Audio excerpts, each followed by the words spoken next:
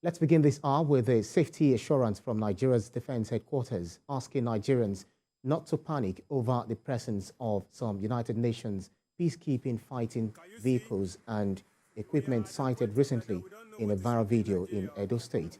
The defense headquarters, in a statement signed by the acting director of Defense Information, Brigadier General Tikir Gusai, said Nigeria is contributing troops to various United Nations peacekeeping operations, of which the most recent is the United Nations Interim Security Force for Abyei Southern Sudan.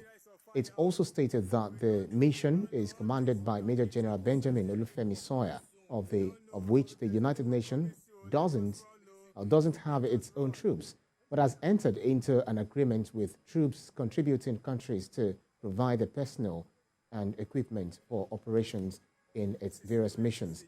Addressing the case of viral video, the defense headquarters said, quote, "It is imperative to state emphatically that the military fighting vehicles and equipment painted in UN color as cited are being moved through the Warri port for movement to the mission area in southern Sudan to marry up with our troops who were inducted into UNISPA mission last month," end of quote. The defense headquarters also said that under the leadership of General Lucky Rabo, CFR, wishes to assure Nigerians that our nation is not under any threat that would warrant the deployment of United Nations troops on our soil, end of quote.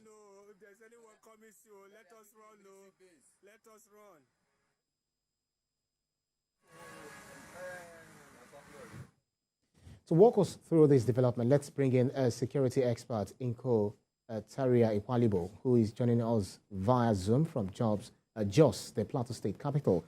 Thanks for joining us on the news this hour. There has been apprehension in some parts of the country after that viral video of UN trucks hit the internet.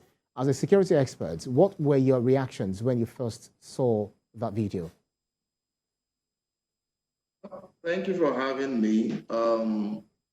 There has been a series of intelligence that has been gathered concerning the heightened insecurity and threats in the country. So, yeah, those things are there, and the military and all security agencies, they are aware of what is happening, and they are preparing to prevent any breakdown of law and order in the country.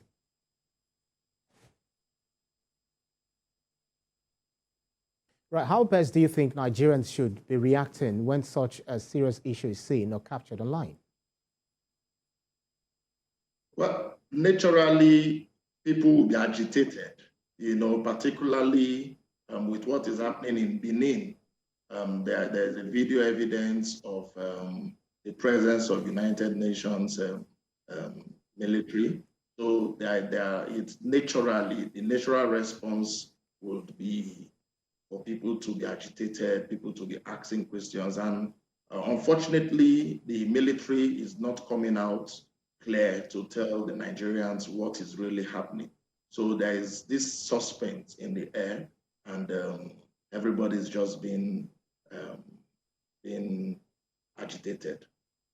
So would you blame Nigeria, especially because of the issue that is going on, the insinuation that some people are planning interim government following the fallout of the elections in 2023, these elections that we had just a few months ago?